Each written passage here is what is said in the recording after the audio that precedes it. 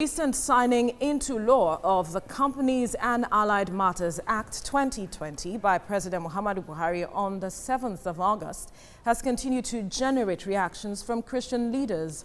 The bill recently passed by the National Assembly replaced the 1990 Companies and Allied Matters Act. Senior correspondent Ivy Kanu reports. With a predominantly Christian population, an amended Nigerian law seem to be shaking the table.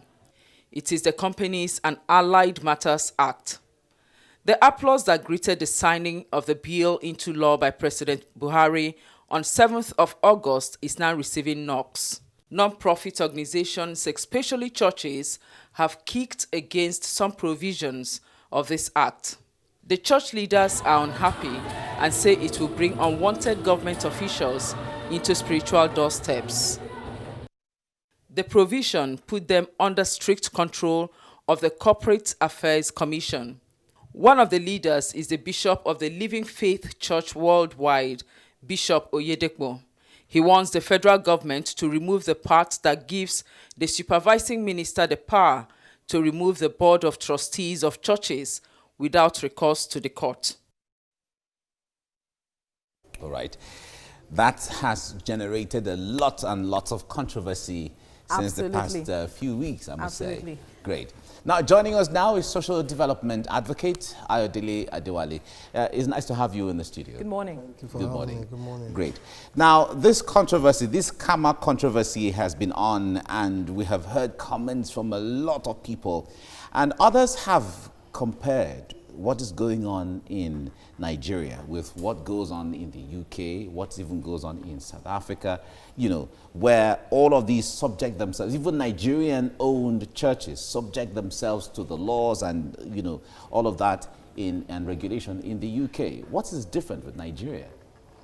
Well, first and foremost, I must say that Nigeria is a very high religious country. We base our existence on religiosity. And that is why when you see any predicament or anything happening to anybody, they will just tell you that is how God wants it. Basically, we believe that the spiritual also have some power and direction on the physical. But that is not to say that we should not be governed by law. But to the extent that these laws also must be checked, I would have wanted a situation where the religious bodies will be more sensitive to the extent that they will get themselves concerned by every string of law that tend to pass the National Assembly. Because if they have been more watchful, they would have seen it and they would have followed their processes and they would have stopped that provision, if need be. And you must also understand that democracy is about population. God forbid, we have quote and unquote, I do not want to use some harsh word like idiots in politics, and they are highly populated. I'd like to interrupt your line of thought because you mentioned some things that would like for you to make clear. Yes. You talked about if they were watching, they would have known that this was going to this was what it was going to be. What exactly are you saying in that aspect? How watchful could they have been, and how would they have stopped this whole process? Before a law is made, there is something called public hearing. There will be public hearing on such matters before it passes various steps of reading, and before it is adopted, becomes law, and taken for assent. So, during those public hearings, various interest groupings will be invited. Section by section of that proposed bill will be discussed on. I give you that information from the experience I had during the Pro-National Conference organization when we were trying to write a new constitution for Nigeria. I remember Bishop Bonugi was part of Pronaco. Khan was part of Pronaco. And every section that we talked about in the new constitution was taken back as proposal by various organizations and interest groupings in Nigeria, and we convoke ourselves at various instances at the plenary of the Pronaco system. And many matters were thrown out. because heated arguments were brought on at the plenary of Pronaco. General Buhari and President Buhari at a point attended the Pronaco session during the June 12 anniversary program, and issues were discussed. We even took such issues to the diaspora. I remember Chief Enaro led a team with Dr. Bekora Zomkuti to UK and the US to also discuss with Nigerians in diaspora. But moving forward, I think our legal system should be tested on this matter. They should go to the judiciary and seek redress if they feel that that portion will actually affect the existence of religiosity in this country. Now, talking about the issue of consultation, now the organizations like CAN, NASFAT, PFN, and so many NGOs or CSOs are all stakeholders in this whole, especially concerning in relation to the new law. Considering also how sensitive this issue is, would you say that adequate consultation was made and carried out before this was passed through the processes? Well, because the idea of public hearing you talked about earlier, of course, that's a process, but sometimes you have to go further because of the nature of the case. Like you said, Nigeria is a very religious country. You see, for every of these representatives in our various legislative houses of assembly, senate, or reps, you find out that they belong to one religion or the other. And during the course of campaign, each and every one of them did go to one body or the other in order to seek votes. And as much as that is correct, it also means that they have a duty to their faith, to protect their faith. So if they have allowed that to pass, then there's a big question to be answered by one and every of them. But again, like I said before, the entity itself, the religious bodies must have a department to follow mundane matters, as it comes up in our various governance structure and all of that. Were they detached from all of this, from what you have seen so far? Well, I think there's a detachment. If they weren't, this matter wouldn't have come up. Look, in Ukraine, there was a time that they had a problem in their governance structure. It took a Nigerian pastor to lead an orange revolution in Ukraine, and that brought the government back to the right track. So we've seen this in several climes. We should not try to operate what is happening in some corners of the world, especially the Balkan region, where you have countries like Poland and some other countries trying to separate state from religion. Or when you go to Asia, you see some countries separating state from religion. But Nigeria is not having such peculiarities.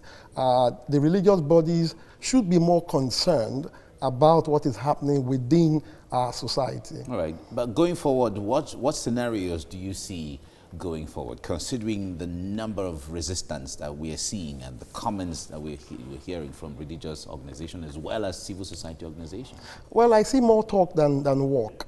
Right. I see more talk than walk. Yes, we need to talk about these issues. Yes, conversations need to come up, but how do we address the issue to suit our interest? And I challenge the religious bodies to start sponsoring candidates for election. It is not out of place. The Bible says all things are yours.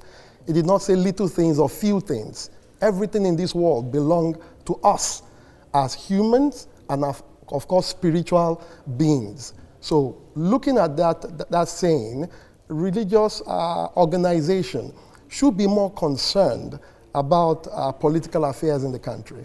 The controversy around the new CAMA, the new law around CAMA has been on for quite some time. Now, the churches are at the forefront of resistance to the new law. But on one hand, some people have said that if the hands are clean, you have nothing to fear. And certainly the religious bodies and organizations are seen as moral molders, value molders, spiritual molders. why do you think there's so much resistance against this law? Well, I believe it's beyond your last saying that if the hands are clean. The hands of our religious leaders in Nigeria are clean. Okay. I would say are clean, but I think the fear is if we have someone who has other intention to be at the ends of affair and having control of this law, could also use it for some self-serving things. I mean, we've seen people bring up false petition against people, and it is expected in a civilized society that such persons must step down in order for them to clear their good name. But again, the smear has been done. Like the Yoruba will say that etitoba gbalo kò ní gbàbọ̀. What simply means that what simply means that those who have heard that bad information might not hear the aftermath. So it is better to prevent it at all. But in the eyes of the law, if anyone has anything, any allegations at all, it is the courts that can pronounce anyone guilty or otherwise. Now, when the powers are given to the minister or the registrar general of the Corporate Affairs Commission to suspend the whole board on the ground of an allegation and all of that, how in place do you see that? How does that contravene a situation where the churches have internal mechanism within their system to check some of these things? I do agree that man must be governed by law, but that law also must be a very realistic one that must not be abused. I think what CAN should do is get their legal team together, not only to stand against what they believe will affect their interest, but also to come up with an alternative, because there must be checks and balances. Today we have very correct religious leaders. What happens if tomorrow something else happens? How do we correct it? So we must be able to build systems and institutions that will check any excesses within the system. And I think that is what we should do as a people in Nigeria. Now, the Christian Association of Nigeria and the PFN and all of those organizations have been at the forefront of being the mouthpiece of their members. But do you see them being proactive enough when it comes to these engagement with government? They are proactive. Even NASFAT, which from the Muslim side. Even the Shrine, the African Believers and all of that, they are proactive, but comparing their level of being proactive to contemporary issues, I think they need to put more ginger, if I may use that word, more ginger to their proactiveness. They need to be much more sensitive to all of these things. It's beyond just talking. Like I said previously, that we need to walk more than the talk. You understand? Because I would have thought that when those issues were discussed at the consultative level before it became law, someone or CAN would have gone to court to stop that process until there is a middle way to, shifting sides and an agreement is reached, not to have allowed that process to continue. They should have approached the court and stopped that process. But now that it's been signed into law, is it late to do anything? It is not late. It is not late. It's not late. Laws are made for men, and men are not made for the law. They can go to the judiciary to seek redress, but in the long term, like I said before, they also need to push some of their members or align with some interest to get involved in government structures, especially in the National Assembly, so that when issues like this come up in future, they would not only have the mouth to speak, but they'll have people to also carry on and implement their interests to the extent that their interests will be protected. But why do you think that they stay aloof from politics so much? Because a lot of them say politics is dirty, and then they tend to be very far away from politicians, except when they come to church to for Thanksgiving and all of that? Well, there are different understandings to religious activities as it connotes to man's relationship and activities in this mundane.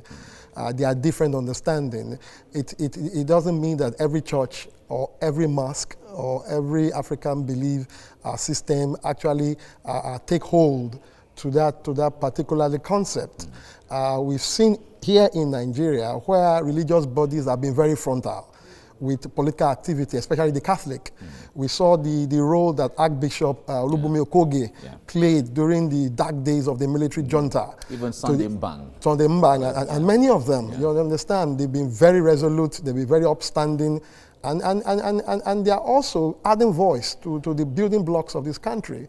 But I think we need to do more, just like the yesteryears religious leaders did while engaging the state. All right. Well, Ayodele Adewale, thank you so much for your time on the program. Thank you for having me.